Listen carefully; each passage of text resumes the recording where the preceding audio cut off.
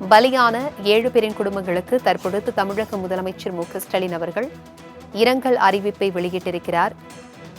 பலியான 7 பேரின் குடும்பங்களுக்கும் தலா 5 லட்சம் ரூபாய் நிவாரணம் அறிவித்ததை தொடர்ந்து தற்பொழுது தமிழக முதலமைச்சர் அவர்கள் 7 பேரின் இறப்பு குறித்து இரங்கல் அறிக்கையை வெளியிட்டிருக்கிறார். அண்மை செய்தியாக நாம் பார்த்துக் கொண்டிருக்கிறோம். இதுகுறித்தான கூடுதல் விவரங்களுடன் இணைகிறார் எமது செய்தியாளர் நந்தினி. வணக்கம் நந்தினி. தற்பொழுது நிலச்சரிவால் பலியான 7 பேரின் குடும்பங்களுக்கு முதலமைச்சர் இரங்கல் அறிவிப்பை வெளியிட்டிருக்கிறார். இதுகுறித்தான முழு விவரங்களையும் பகிர்ந்துக்கோங்க.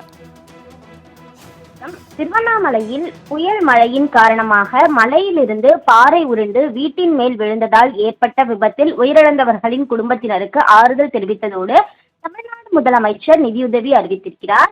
திருவண்ணாமலை மாவட்டம் மற்றும் வட்டம் வ.உ.சி. நகர் 11வது தெருவில் வசித்து வந்த ராஜ்குமார் என்பவரது வீட்டின் மீது கடந்த 1ஆம் தேதி மாலை சுமார் 4 மணி அளவில் கனமழையின் காரணமாக மரம் விழுந்ததை அறிந்து அவர் வீட்டின் கதவினை திறக்க முற்பட்ட போது மலையிலிருந்து பெரிய பாறை உருண்டு வந்து வீட்டின் மேல் விழுந்ததில் அவரது வீடு மண் மற்றும் பாறையால் மூடப்பட்டு இடிந்திருக்கிறது.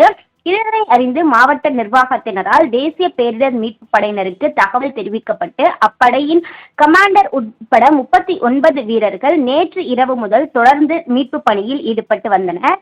இந்த நிலையில்தான் நேற்றைய தினம் மாலை 6:30 மணி அளவில் தேசிய பேரிடர் மீட்பு படையின் முயற்சிகளில் பயனளிக்காமல் துரதிருஷ்டவசமாக வீட்டின் உள்ளே இருந்த 7 நபர்கள் மண்ணுக்கடியில் சிக்கி உயிரிழந்தனர் என்ற துயரமான செய்தினை கேட்டு மிகுந்த வேதனை அடைந்ததாக தமிழ்நாடு முதலமைச்சர் குறிப்பிட்டிருக்கிறார்.